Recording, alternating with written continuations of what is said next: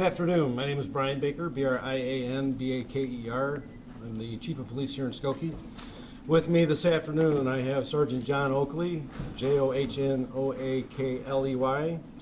He's a Support Services Supervisor for the Skokie Police Department and our Public Information Officer. And I also have Mr. Stanley Jones, S-T-A-N-L-E-Y-J-O-N-E-S. He's the uncle of the victim, Jeremiah Ellis, and the family spokesperson. We will be providing a summary and update to the murder of 9-year-old Jeremy Ellis, an attempted murder of his younger brother that occurred on Saturday, May 14th at approximately 12:07 a.m. We'll be happy to answer any questions you have at the end. If you would please hold them until then. I would like to begin by extending our deepest condolences and sympathy from our department and all of our members to the family of the victim and their loved ones. I had an opportunity to speak with Mr. Jones a little while ago, and the amount of grief that they are going through and what they're experiencing is something that no family should ever have to.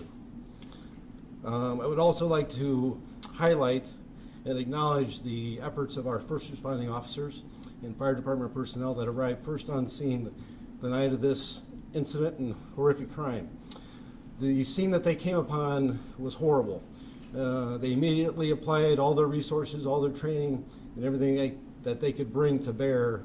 But unfortunately, in the end, were unsuccessful in saving Jeremiah's life. It's a part of, and an aspect of our work that a lot of people don't reflect on or don't consider, and it has a great impact on those first responders that were at the scene at that point in time.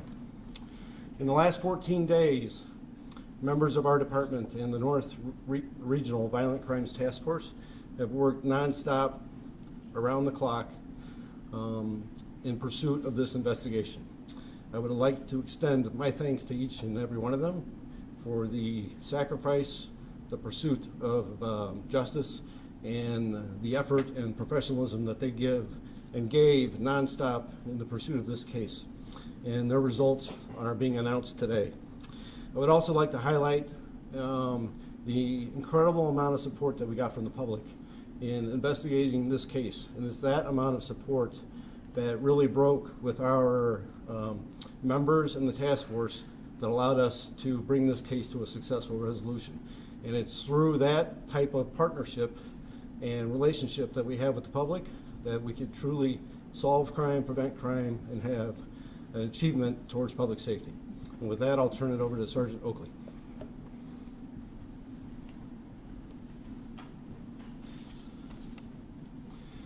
I would like to remind everyone that specific details of this case, including evidence recovered, will not be discussed today, but will be introduced in the criminal proceedings as the court case begins. On May 14th, 2022, at 12:08 a.m., Skokie police officers responded to 4727 Main Street in reference to reports of shots fired. Upon arrival, officers located 2 victims inside of the ground floor apartment unit with gunshot wounds.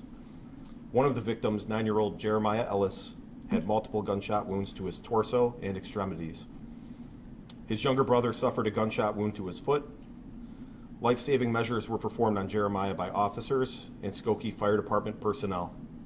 Jeremiah was transported to the hospital where he was unfortunately pronounced deceased.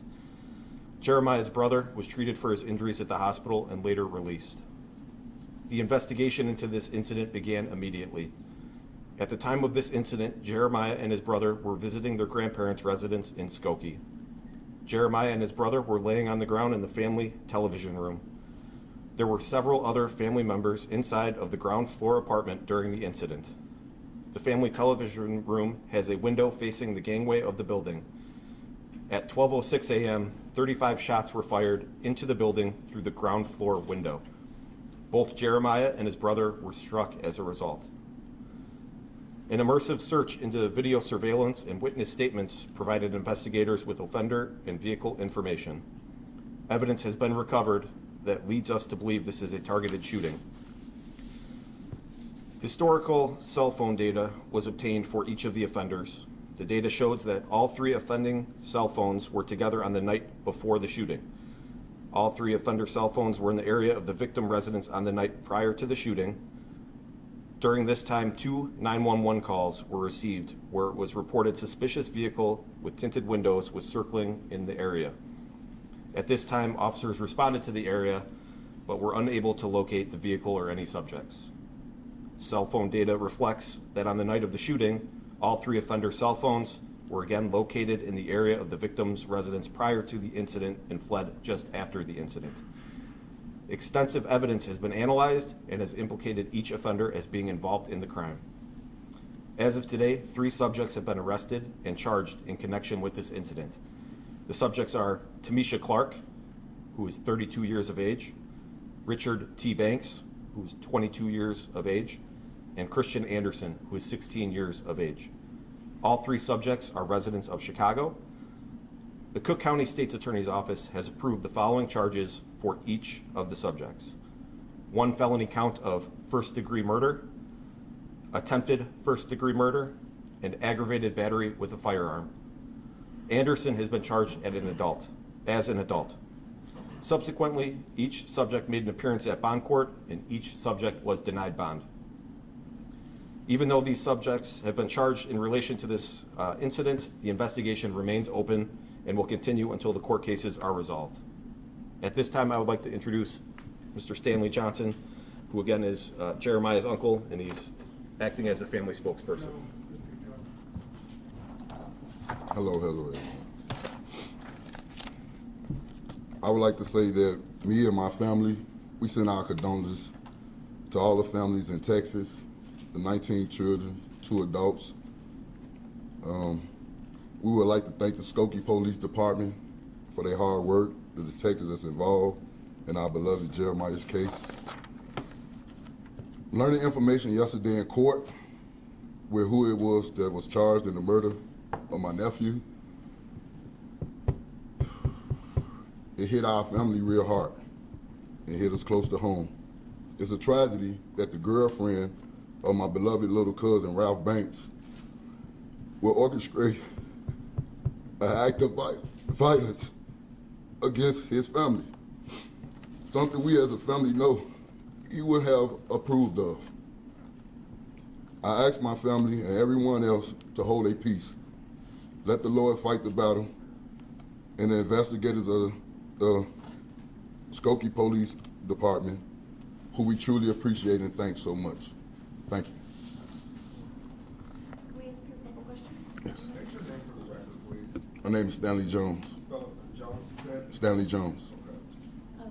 Stanley, just before we get into it, I would like you to tell us about Jeremiah, what we should know about him. But can you clarify, you said the girlfriend of your cousin orchestrated this? Can you explain that connection? Yes, the first young lady who was charged was the girlfriend of my cousin Ralph Banks, who was murdered about 5 or 6 months ago. So your cousin that she was connected to is now deceased, Yes, but she's charged with orchestrating the shooting at my sister's house. Why would she do why do you think? Evilness. Do you believe she was targeting those little boys, or was she targeting your family? What was I that can't about? say. I ain't the shooter. Can't say. There were some threats, from what I read in the proffer, there were threats made on social media by her, I believe. When you guys got wind of those threats, did you guys go to police or did you know anything about those threats? Well, we know about the threats, but, you know, being so close to home, you don't take it as though it really will be played out. So we trusted God for everything else. What message you have for her directly? What would you say to her? I feel sorry for you. I feel sorry for her family. She got to deal with this. She got to deal with it. She got to suffer, which she will. And I thank the Skokie police for it. Stanley, The other police 2 said- suspects? The 16-year-old little guy who allowed them to manipulate his mind to go do something like that, I feel sorry for his parents and everybody that love him. I hope that they can get back up, and they need to use God to get back up, and hopefully they will, but you got to pay for your crime. Do you know them? Do you know the other 2 suspects? No, sir. Stanley, you said, police officer said there were a lot of family members at Jeremiah's grandparents' house that night. Were you there? No, not on this particular weekend, but that's a comfort place that we all go for comfort. So can you tell us about that? What that you said the grandparents' house was kind of a gathering place for all of you? My sister's house. I mean, it's just full of love. It's my sister right here. You can take some questions. How y'all doing? State your name for the record, please. My name is Centauria Williams Adams. Spelling, please. Sentoria Williams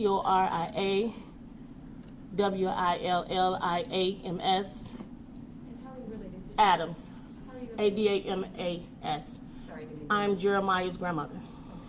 How are you doing? Pardon me? How are you doing? You said hi. How are you doing? I'm doing the best I can. What have these past 2 weeks been like for you guys? It's been Hell. terrible. What about yesterday in court? To know that someone would come and shoot my home up with my family in there, and considering the peoples that did that, I'm always barbecuing, I'm always cooking. I always have my grandkids over. They knew we was in they knew that we was in that house as a family, and they've been putting threats on our life for the last since August the 23rd. They've been putting threats on our life for an incident that did not involve us at all. Ralph Bank, I love truly. I raised him in my home with at the time I had 4 kids. Ralph Bank and his mom and brother lived with us for 10 years. For 10 years. There's no way in hell I would allow someone to tell me that they did something to him and not say anything to anyone or let anyone know that someone's trying to hurt him. Would you mind telling us about is Jeremiah your grandson? Jeremiah is my grandson. Would you tell us about him? He's a sweetheart. He's a sweetheart. He loves coming over to his nanny's house. He loves for me to cook. He just loves being with us. And you loved having him over. And I love having him over any chance I got. You were there that night, you said, sleeping on the couch according to the police report. Yes. When all of that, can you just kind of take us back a little bit? When you heard the gunshots, what happened? What did you do? I was kind of I was shook up a little bit because we had a metal fan there. So I didn't know what it was at first, and the fan was kind of shaking. So I'm guessing like one of the gunshots had hit the fan, and it was a metal fan. And it was shaking all on the floor, and I wasn't sure was it gunshots or did the kids throw something in the fan and hit the fan, and I wasn't sure at the time. But when I first woke up and I did hear something, I rolled to the floor straight to Jeremiah and Tyrell. And I started yelling, telling my husband that it's shots. He was saying, no one's shooting. It's the fan. Look at the fan.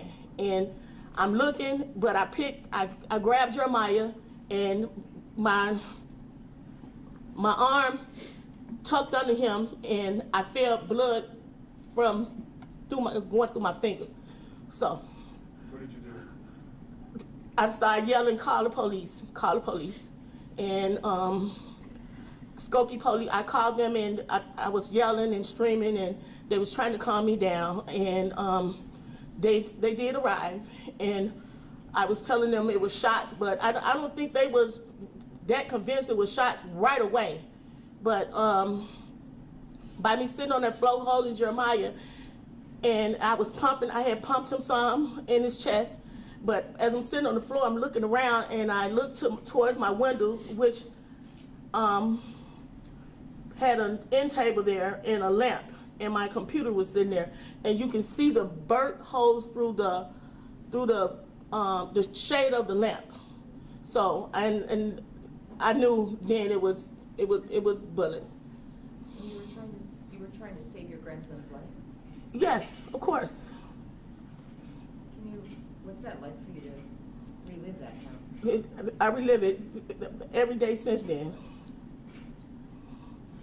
Neighbors say that there was a shooting in the building before, maybe even in the same unit a couple of years ago? We have no idea anything about that. We didn't know that until we had moved there, and some tenants had told us an incident had happened. Not, I guess not inside the apartment, but outside the apartment. But we didn't know anyone there or anything related to that. Ms. Todd, is there anything else you can tell us about Jeremiah that you want people to know about him? What school did he go to? He went to Herzl Elementary over on the west side of Chicago. What grade? Love, third. He's a 9-year-old boy. As a 9-year-old boy, what did he like to do? He loved dancing. He loved he loved basketball. He loved being with his family and friends, and he loved eating. He loved seafood. One of his favorite dish, and cabbage. And he called you Nanny? He called me Nanny. Yes. Any update on the children's parents? How are they holding up? We're right Here, here. here. Is there anything that you guys would like to say? No, I really don't. Okay. Well, I'm Jeremiah, father, Cecil Toussaint. Name for the record, please. Cecil Toussaint, Spell it for us, please. C-E-C-I-L, Toussaint, T-O-U-S-A-N-T. How are you holding up, sir? Trying, day by day. Day by day. I'm glad we got justice. And my baby was, it's his smile that brightened up the city. He loved TikTok. He just wanted to be a kid. We fight to tell him, nah, you ain't going to your grandma's house today. Not this weekend. We got you this weekend. But he managed to get his grandma, bring him. So it was just the smile of him. And he loved his nanny. He wanted to be with his nanny so much. And he was so thirsty he wanted to go to his nanny house and finish celebrating his birthday. That's it. When was his birthday? But His birthday was May 11th. So he just turned. He had just turned 9, and with all the rub about someone gonna shoot my husband, and we didn't go over to the birthday party. So I told him that he can come over and we would, do something together.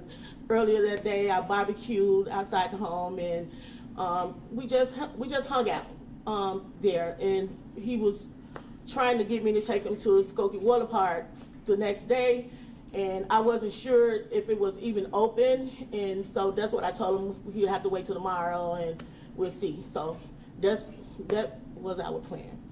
So Tamisha thought that your husband had done something.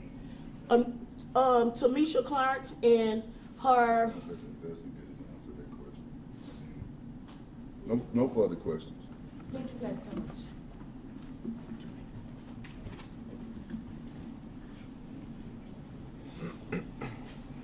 Are there any further questions? Could you provide us an insight into, she had mentioned that there were threats on her family that they had nothing to do with. Can you just talk to us a bit about the motive here, what this person, what these 3 suspects thought was going on, what their objective was, why they chose this time? As it goes into discussing those details of the investigation, which is still ongoing, I know charges have been filed, but there's still more information to gather. I can't speak to specifics about what the motive may have been or not been. Can you get us mugshots for those 3 people, please? Absolutely. I have press releases ready for you guys to go. Any criminal history with any of those 3? No substantial adult criminal history with those subjects. What are they telling you? I can't speak about specifics of what their statements were to police or investigators in this case at this time. I can't answer that question right now. Are there any others that you guys are looking for? Any other suspects involved in this?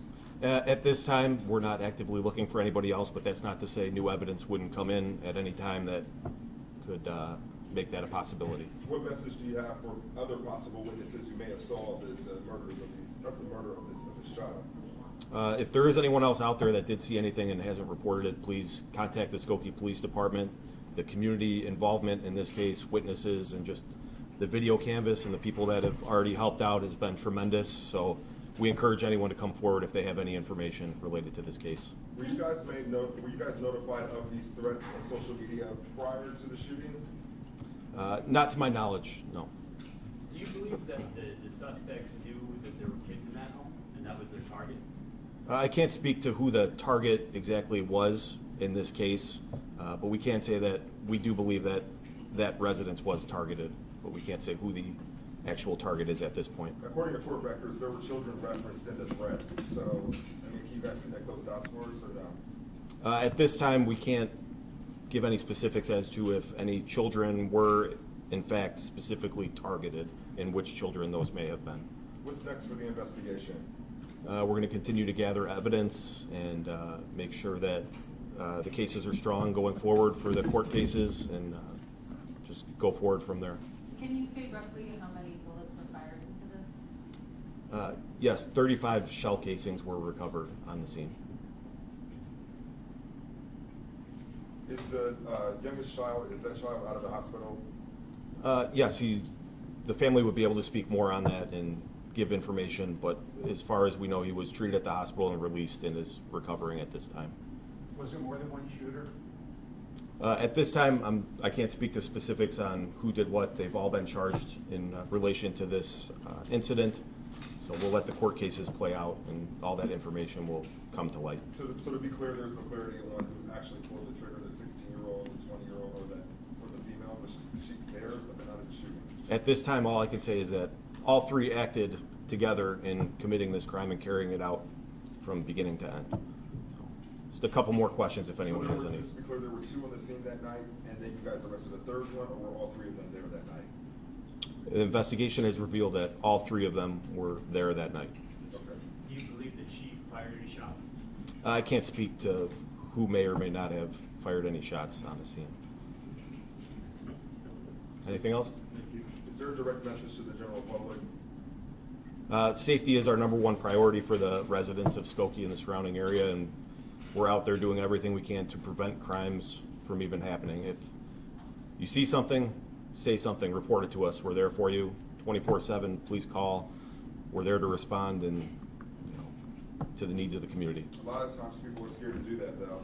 Why is it important for them to come forward? I can't make the decisions for people, but I'm telling you, the Skokie Police Department is there for the community and any residents who have any concerns. We're there for them. Was there a shooting in the same building a couple of years ago? There was an incident that happened several years ago, and this investigation has led to believe that there is no connection between the two events, no similar individuals involved. So is that building, since she asked that question, is that building a problematic area in general, or are there a lot of calls to the building? No, we have calls everywhere throughout the village. In this circumstance, it's just I believe, a coincidence. Thank you all so much. Thank you.